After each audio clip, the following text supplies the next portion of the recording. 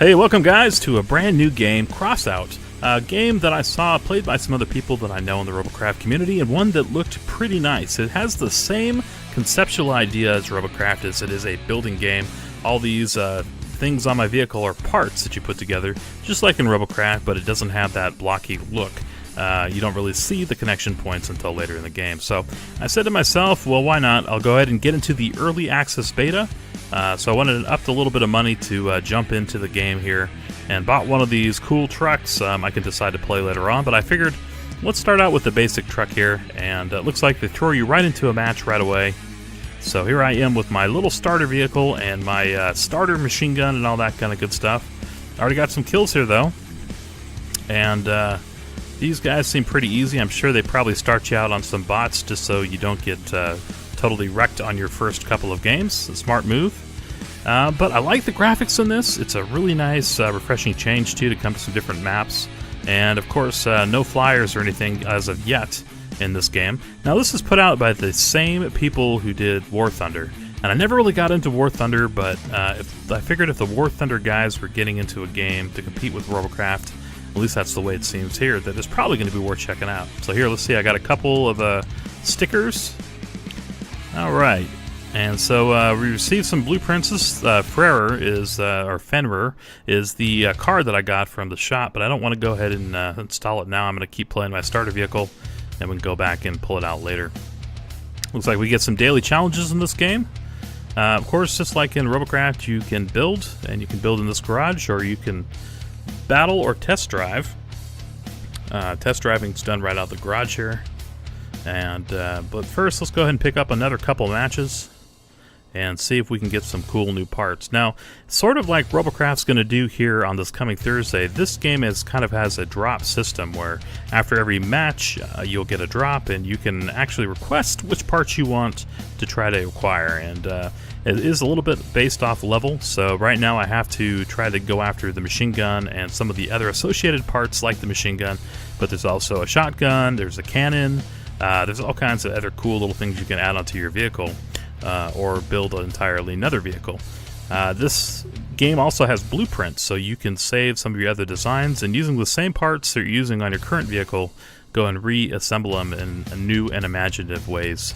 So it is going to be a pretty interesting game, I think, when you get into the higher levels to see some of the creations people have made. This uses more classic weapons. You have guns with bullets, and you have, 88 and 175 millimeter cannons in this game, and missile launchers, and drone launchers too, which that should be interesting. We don't have that in Robocraft. One thing I'm noticing here is that these games are super short, which I kind of like. You can just kind of jump right in and pick up a couple and jump out. Here's a vehicle I made, the Mauler. Just kind of put together some parts, put a lot of armor on it, and 3 of the light machine guns that I got from winning those first couple of matches with my little starter truck. So it's a lot of fun here, and taking it out and tested it a little bit. I'll show you real quick how to put parts on and off, because I figured you might be interested in seeing that for yourself. This right here is an extra cooling radiator for the weapons, and you can take these parts off here. I'm removing stuff now, and then add on new stuff. Now you have to have energy output to go ahead and support the new things you're trying to put on it. And right now I think I'm at max energy, but we'll find out here. I pulled off the rear barrels I stuck on. We'll try to put this on, and you see how the blocks appear when you try to put something new on. Alright, so it says not enough energy. I kind of figured that was the case, but here's the cool thing.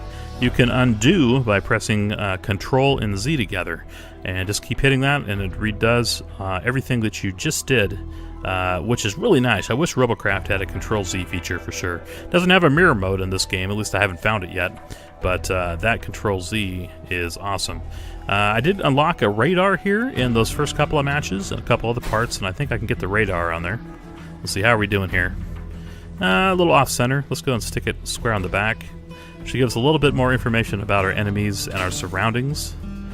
I like that. I just kind of went for the black paint job here, but I did get the fire can spray and some other paints.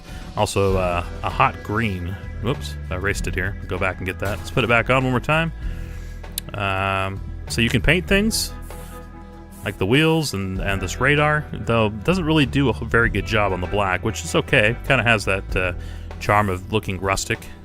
And then you can unpaint things too with this paint can to bring it back to their base color if you want to. So anyway, let's take the Mauler out for a couple of games and see how we do with these light machine guns. Alright, here we are. So I got our team. Now some of these guys are real players, some of them are bots. I've played quite a few games since I started, and I don't think I've lost a game yet, so I've probably played at least 15 games. So this is very easy, or at least it has a very kind ramp up when you get into it. Now one thing that's different about CROSSOUT than you'll find in Robocraft is you do damage your parts over time, and if you lose games, your parts are made damaged and don't get fixed back up. So eventually your vehicles are going to wear out, and you're going to have to fix your parts or replace the parts that have worn off it. So a little bit different in that way, and it will kind of constantly keeping you evolving your vehicle, which is interesting and different than Robocraft. Some people are not fans, some people like it, some people hate it. I don't mind it. It is different, definitely different than Robocraft, as you have to be cognizant of how much life you have and kind of be strategic about which parts you're going for. So there we go. Got pretty good kills, 5 kills in that game. So you'll see down there I got a cannon unlocked. That's what I was going for this time. And a rocket booster, and then a pair of horns you can stick on the front of your car to just like ram other people and destroy them. And yes, melee damage is a thing in this game. Sort of like Robocraft. You have giant knives and spikes and stuff that actually do damage in this game versus Robocraft, where you have to have Tesla blades only. So I do like that because that makes all those cosmetic parts actually worthwhile.